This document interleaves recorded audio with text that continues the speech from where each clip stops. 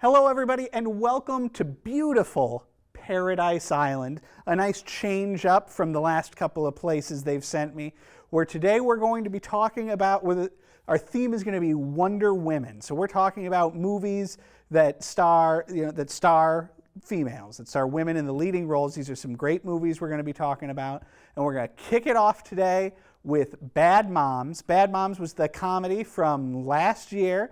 It stars Kristen Bell, it stars Kathryn Hahn, and it stars Mila Kunis. They are moms, but they don't feel like they're very good moms. They feel like, and I feel like this might surprise some of you, they feel like they might in fact be bad moms. So pretty much they're moms who they're a little bit tired of wishy-washy mom life, and they decide to get up to shenanigans and goings on. It's a really fun movie. When we saw the trailers for this one, I thought, this probably isn't going to be very good. You know, another one of those movies trying to ride the sort of Bridesmaids bandwagon a little bit that doesn't really work out. But this one works a lot. It's really great. Terrific chance for Kathryn Hahn to get out in front. She's always a fun actress in supporting roles. Here she gets a big, meaty part and really does a fantastic job with it. It's a hilarious movie. I can't recommend it enough.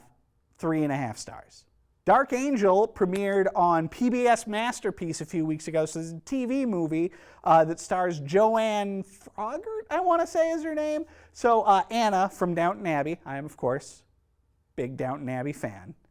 So we wanted to see her first project. This is a TV movie where she plays a woman who may have been the first female serial killer. It's a movie wherein essentially the main character gets locked into a cycle where her life isn't what she wants it to be, so she poisons her way out of it 6 or 7 times.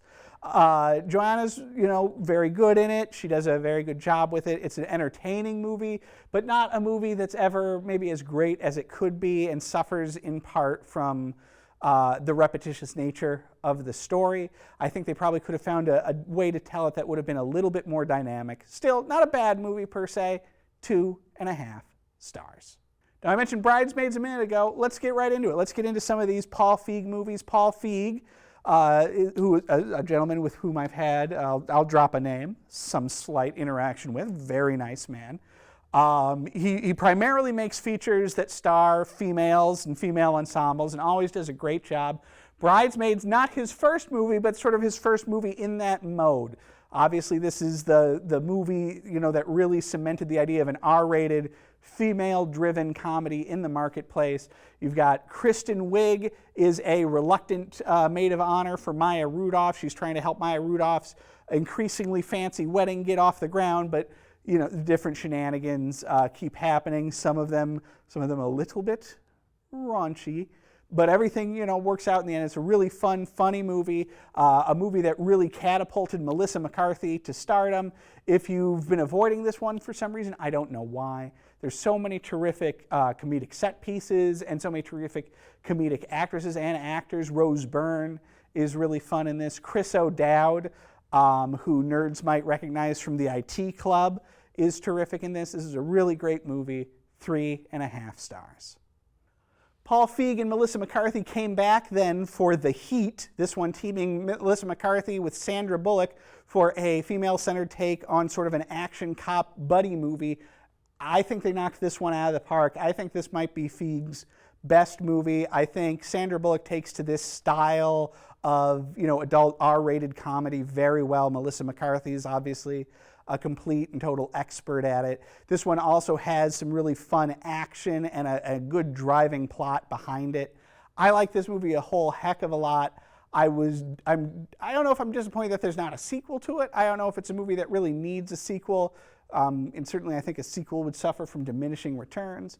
But I'm disappointed that Sandra Bullock hasn't followed this up with similar movies or appeared in more of Feig's movies, because I think this was a real match made in heaven for me and a great place for her to take her career. Still, the movie we got is phenomenal. 4.5 stars. Spy, also very good. Once you got Paul Feig back, you got Melissa McCarthy back. This time in a story about Melissa McCarthy is like sort of the behind-the-scenes character, the character on the telephone for an international spy played by Jude Law, and when he gets sidelined, she tries to go undercover to figure things out, and she's helped and hindered by Jason Statham and now listen, I love me some Statham. Making Statham sort of the kooky second banana in this movie is a master stroke. He takes to it wonderfully. You wouldn't necessarily think he'd be able to do comedy like this, but he does it great. Melissa McCarthy, of course, incredibly strong in the lead. You also have the lady who plays Chummy on Call the Midwife. Miranda, I want to say Miranda Hart is her name. She's great as, you know, sort of the best friend kind of character. Rose Byrne is great as the bad guy. Bobby Cannavale is great in it. Again, this is a really fun, funny movie and does that thing that Feig proved he could do in The Heat so well, which is to combine that humor with some really terrific action and momentum to make another really killer movie, 4 stars. So after The Heat and after Spy, then Feig's going to come back with the Ghostbusters remake, a full female cast-driven Ghostbusters remake. You would hope that he'd be able to capitalize on what he had done in Spy and in The Heat here, and he sort of is. This is a successful movie. Do not believe the hype on the internet from the internet trolls that this is some sort of terrible movie. It is not. Is it better than the original Ghostbusters? No, it's a different movie entirely. And I think the places it succeeds the best is when it's trying to be its own thing. There are a lot of scenes and parts in this one that feel studio-driven, that feel noted to death, where you've got studio producers asking for changes to make the movie more like the original Ghostbusters or to reference it. Those are the scenes that don't really work as well with me. But the rest of it, I think, is terrific. Kristen Wiig is back and she's great. Melissa McCarthy, for the 4-timers with Paul Feig, does a terrific job. Kate McKinnon absolutely stealing the show with her kooky character, and Leslie Jones, also coming in and providing a character that in the trailers looked like it might be pretty one note, but being just as integral and wonderful as all the other characters. Chris Hemsworth, and I'm sorry to say this in an episode where we're trying to highlight movies with female leads, but Chris Hemsworth comes in, does some amazing comedic acting, and it's sort of appropriate, really, when you think about it, because he's playing a real himbo in this one, and every time he's on screen doing something stupid, it's a delight, and it's nice to see that sort of lens of objectification, if I can get a little snooty with you, pointed at a male actor for a minute. This is a movie that's a lot more fun than it gets credit for, but which is also not as good as it could be. But to me, it's a solid 3.5-star movie. So let's get at it. So we're going to drop out of Paul Feig mode while we anxiously await whatever his next project is going to be. We're going to talk about Amy Schumer and Judd Apatow's Trainwreck. This is I don't even know if semi-autobiographical is the word for this, maybe quasi-autobiographical movie about Amy Schumer and her, I think autobiographical is probably really overselling. It's a movie that Amy Schumer wrote for herself. It's a real fine comedy in that sort of, raunchy R-rated Judd Apatow mode. Like a lot of Apatow movies, it is a little overlong, I think, but it's a really solid, funny movie. Again, some great set pieces, again, some great supporting work, particularly from John Cena, of all people. This is a fun one. You should see it. 3.5 stars. Let's go back in time right now to the 1990s. Let's talk some Spice Girls. Who doesn't love the Spice Girls? You got your Ginger. You got your Posh. Your Baby. Your Scary. Your Sporty. Obviously, they're tearing up the charts to some extent. And that's when they decide, it's always a good idea when musicians make movies, so let's make the Spice Girls movie, and that, my friends, is Spice World. Friends, is Spice World a good movie? It's not really a good movie, but do I love it? Yeah, it's pretty kooky and nuts. It is a substantially weirder movie than you would think it would be. The girls are all game in it, which, makes all the difference. They're all up for this sort of, I think, PG-13 take on, sort of a kooky PG premise. It's the sort of movie you could see them trying to do with the Monkees or something like that. Now, that said, it's not as weird or as psychedelic as Head, the Monkees movie, but it's that sort of a little bit manufactured sort of a movie that you would expect. But with some really weird stuff in it, some weird casting. Meatloaf is in this movie as their bus driver. Mark McKinney of The Kids in the Hall is in this movie. George Wendt, Roger Moore. There's a bizarre cameo from Bob Hoskins that might be the best part of the movie. But again, it's all really anchored very strongly by the Spice Girls. This is so bad it's good makes it sound like it's worse than it is. But it's a fun time at the movies. I think if it's on TV, you should watch it. I'm torn between 2 and 2.5 stars on this one. Let me think here. I think we're going to have to give it, let's do 2.5 stars. Jumping back into the modern day and another female-driven R-rated comedy, let's talk about Sisters, the latest comedic team-up from Tina Fey and Amy Poehler, where they're a pair of sisters who are both kind of a hot mess, throwing one big last party at their parents' house for some reason. This is a fun movie. It is not the greatest movie or the deepest movie or the funniest movie, but it's got some real solid laughs in it. Fey and Poehler are terrific. It's fun to watch them, let their hair down and get up to a bunch of weird stuff in the house and have this crazy off-the-walls party. Again, John Cena, a surprisingly solid comedic presence in this movie. It's a good one, 3 stars. Now, about as big a departure as we can get into from one movie to the other, or from most of the movies we've talked about today so far, I finally got around, after years of meaning to seeing Elizabeth, the Oscar-nominated, and I want to say Oscar-winning, biographical portrait of Queen Elizabeth I, starring Cate Blanchett as the Queen of England. This is a great movie. It's so, obviously, we've been talking about R-rated comedies. This is a very period drama. I don't want to call it a heavy movie because there is heaviness and drama to it, but there's also sort of a lightness to it. Blanchett is phenomenal in the role, really brings this historical figure of Elizabeth to life and really makes her and her travails as a woman trying to lead the country when there is not a lot of faith in her and where there are forces actively trying to remove her from the throne. It's really compelling. The production design is so ornate and sumptuous. This is the sort of movie I really love, and this one is a great example of the form, 4 stars. Meanwhile, staying in the drama category over on HBO, earlier in the year they put out an original movie called The Immortal Life of Henrietta Lacks, starring Oprah Winfrey as Henrietta Lacks and Rose Byrne as a reporter. Well, actually, Oprah's not Henrietta; she's Henrietta's daughter, and Rose Byrne as the journalist trying to tell the story. The premise of this one is that Henrietta Lacks, in like the 50s or something, was dying of, I think, cancer, had some tissue samples taken, and her tissue was the first that they were able to keep in the lab that could regenerate itself and that they were able to continue using indefinitely. So that scientists today are still using samples of her tissue for experiments to come up with new drugs to keep people alive, make people feeling better. The movie sort of hinges, though, on that the tissue was initially taken without the doctors being super clear about what they were doing, and sort of Henrietta's children's heartache about not really knowing what's going on and not understanding what has happened to their mom and how their mom can be dead, but that part of her is still alive and what that means. And Rose Byrne coming in as a journalist to try and help track down exactly what's going on and help the family get both closure and some kind of recognition.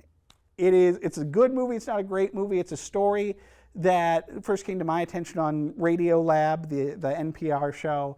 It's a fascinating story, and the movie does a solid job of it. 3 stars. Getting back into the period movie game, I gotta tell you, I loved Brooklyn. Brooklyn came out, I want to say, last year. It's the movie that stars Saoirse Ronan. I can't say her name, I'm very sorry. Irish actress. This is a period piece set in the late 40s, early 50s, about a young woman coming over from Ireland to New York and trying to start a new life in New York, falling in love with an Italian immigrant, and then having to go back to Ireland after her sister's death to visit her mom, and sort of finding herself in this place where she has to choose between the new life she's created in New York and sort of her old life, but a better version of it in Ireland now.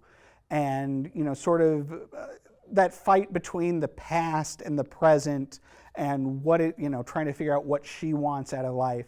It is a wonderful movie. It's a very moving and sweet movie that really, I think, gets to a lot of truths about what the human condition is, and that pull, that sort of inescapable pull of the past, and the desire to return to that, the familiarity of that, as opposed to the newness or the uncertainty of the present and the future. It's an amazing, amazing movie that I absolutely loved. 5 stars. Maleficent, this was Disney's movie from a few years back, starring Angelina Jolie as the evil queen from Sleeping Beauty, where they said, hey, why don't we do a live-action picture that is all about the bad guy from Sleeping Beauty, and it'll star Angelina Jolie, and while we're at it, let's make her story super complicated, so that she's not just like a witch, she's some sort of like fairy goddess from some sort of parallel dimension or something, and there's a king, and Sleeping Beauty's dad is like her ex-lover or something. I did not care for this movie. That's my complaint about it. Disney's been doing these live-action remakes lately, and I think they really nailed it with Cinderella by sticking to the general, bones of that story. The same with The Jungle Book, where they're sort of taking largely the same stories they've already told, but telling them not just with new technology, but also in a new way, but still holding on to the cores of those movies and the simplicity of them. Maleficent tries to do the same thing by really complicating things, and I don't think it works. 2 stars. So finally, let's get to the movie that inspired this whole episode, just out in theaters, Wonder Woman. Now, which is why I am on Paradise Island, of course, the home of the Amazons. There you go. Wonder Woman, this movie was a big question mark coming into the summer. It sounded like Warner's was doing everything right. Gal Gadot has been a terrific presence in movies like The Fast and the Furious. They got Patty Jenkins, who's directed Game of Thrones and is a very strong female director, so an actual woman to direct this thing, whereas I think every other movie we've talked about today have all been directed by men, but they said, we're going to get a woman to direct Wonder Woman, which is, of course, 100% the way it should be. But the problem, of course, was that Warner's has been making some real stink burgers of superhero movies lately, with like Man of Steel and Batman vs. Superman being just god-awful, unnecessarily dark and violent movies that completely miss the points of characters like Batman and Superman.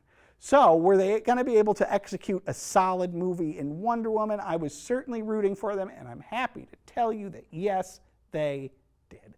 It is not a perfect movie, certainly, but it is a movie that really does service to Wonder Woman, a character who in like 75 years had somehow never gotten her own movie, had really only been live action in the 70s Linda Carter TV show, which, while fun, is certainly dated. This is a movie that you can show to your daughters and your nieces. This is a solid female superheroic role model, and it is about damn time. There are some wonderful sequences in this. You've probably already heard people talking about how great the trench war sequence is, and that's absolutely great.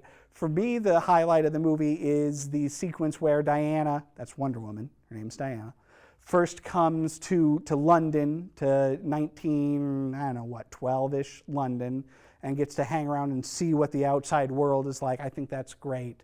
There are some flaws here, like I said. I think the third act kind of falls apart and succumbs to the sort of Zack Snyder-ish silliness that has plagued other DC movies, but it's a really, really strong debut for the character. Really makes me hopeful about, these movies. And certainly it's all, to me, it's Gal Gadot. She sells the performance so well.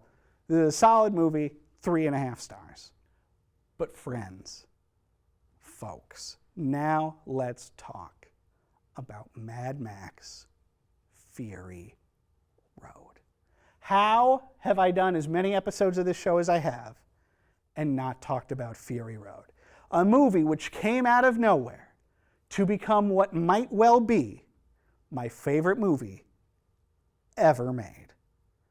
So you may or may not be familiar with Mad Max. This was the 80s action franchise from Australia that starred Mel Gibson as an ex-police officer after the apocalypse, getting into scrapes.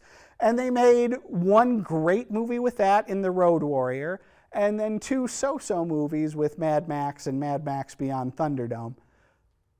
So now they decide they're going to bring the franchise back. We're kicking Mel to the curb, because let's face it, Mel is problematic at best these days. They got Tom Hardy in the Mad Max role. But what they did not tell us was that this movie would not really be about Max. Oh, he's there, he's in it.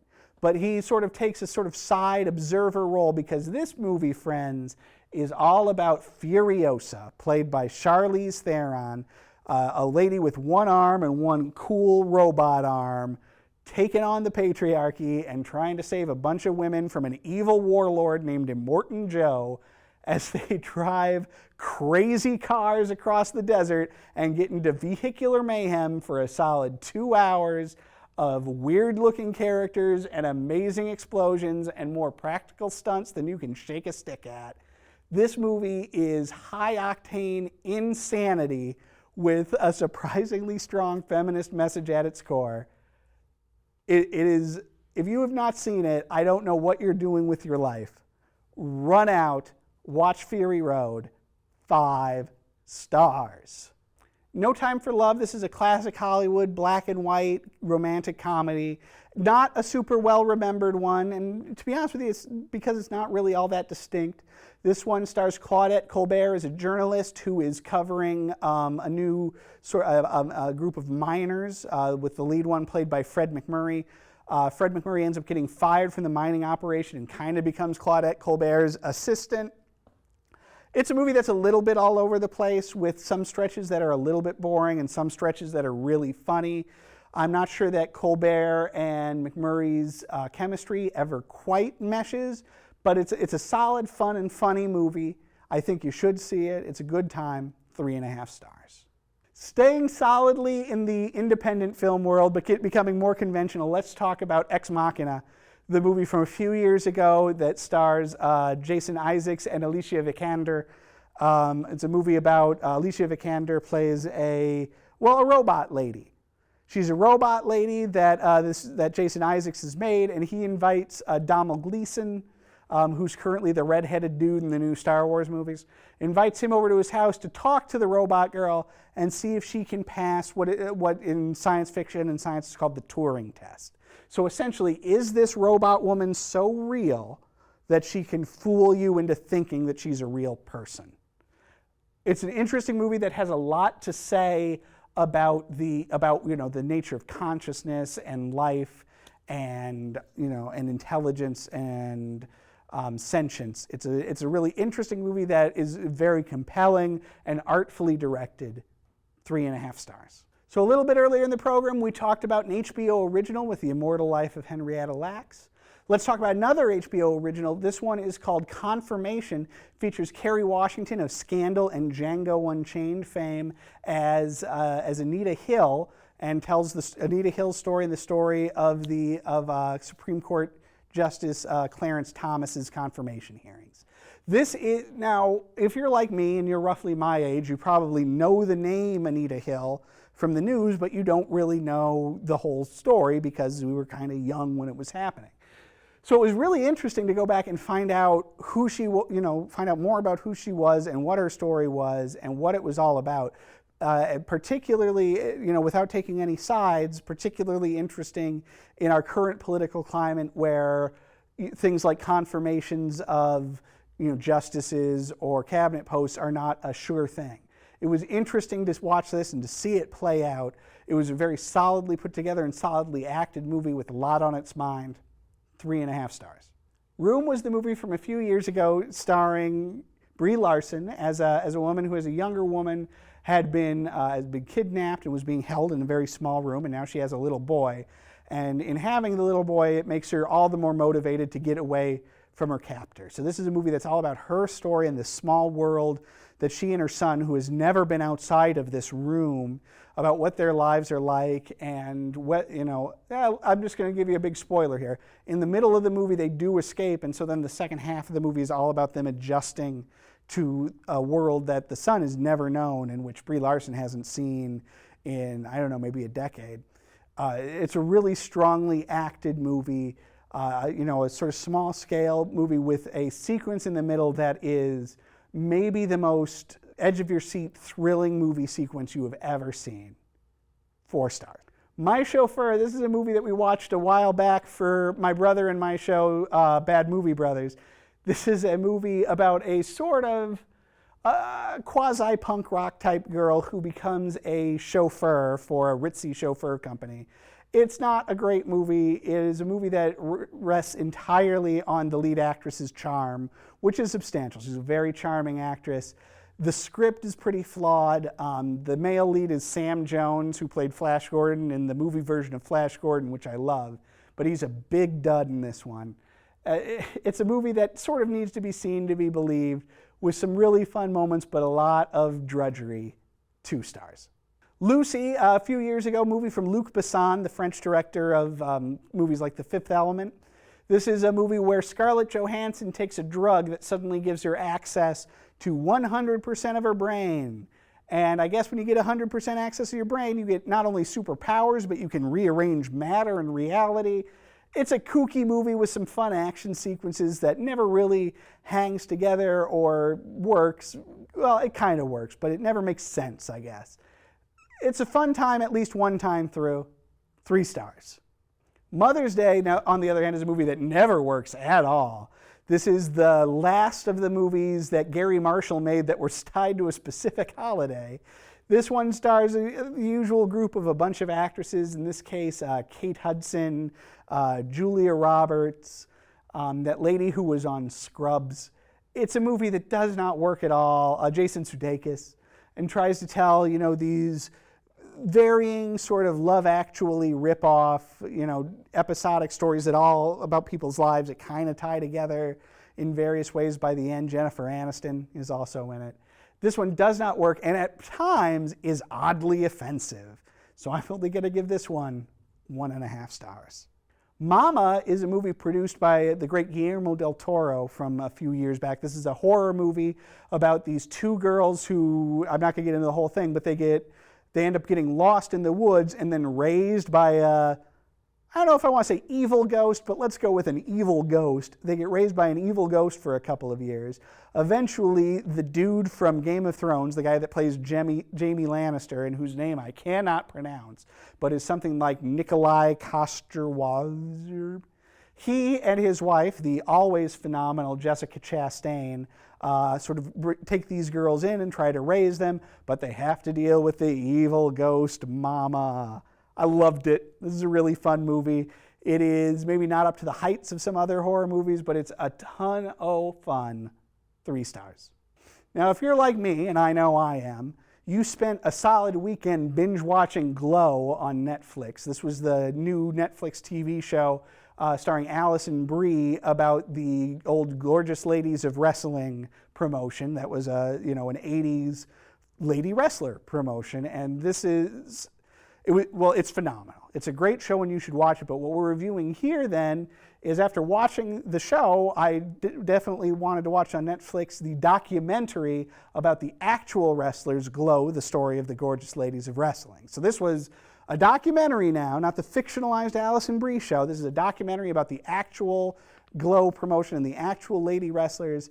It is a movie that is at times perhaps not as polished as it could be, but which is no less fascinating. It's great to see the women and to hear their stories and what it was like to do that show and to be wrestlers in that time. It's a really interesting movie that I enjoyed quite a bit. It's also a movie that, Glow was a thing in the 80s.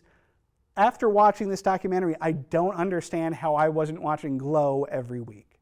I have to assume that my market just didn't have it on TV, because the clips all seemed like this would be right up my alley. But that said, Glow, Story of the Gorgeous Ladies of Wrestling, 3 stars.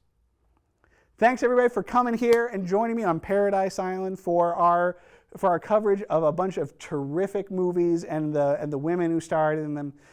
Please go out and see as many of these movies as you can. Support movies with female leads.